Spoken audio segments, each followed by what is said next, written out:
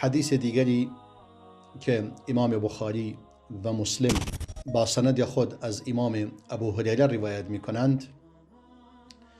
می فرماید که رسول خدا صلی الله علیه و سلم فرمود: من حلف باللات والعزى فلیقل لا اله الا الله. هر کس قسم خود و در قسمش قسم به لات و عزا خود، یعنی این که گفته می شود لات و عزا در اون عصر این بوده، در هر زمانی بالاخره کسی به غیر از خدا به قصد تعظیم و احترام قسم می خورد، هیچ فرقی نمی کند، مثل قسم خوردن به لات و عزا است.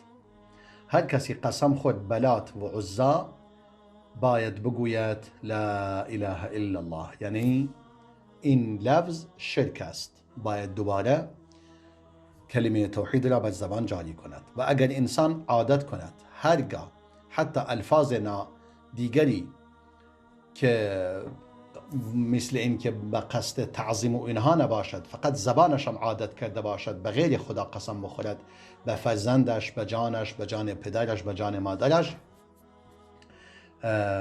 بهتر است طبق این فرموده رسول خدا صلی الله علیه و سلم که دوباره بگوید لا اله الا الله.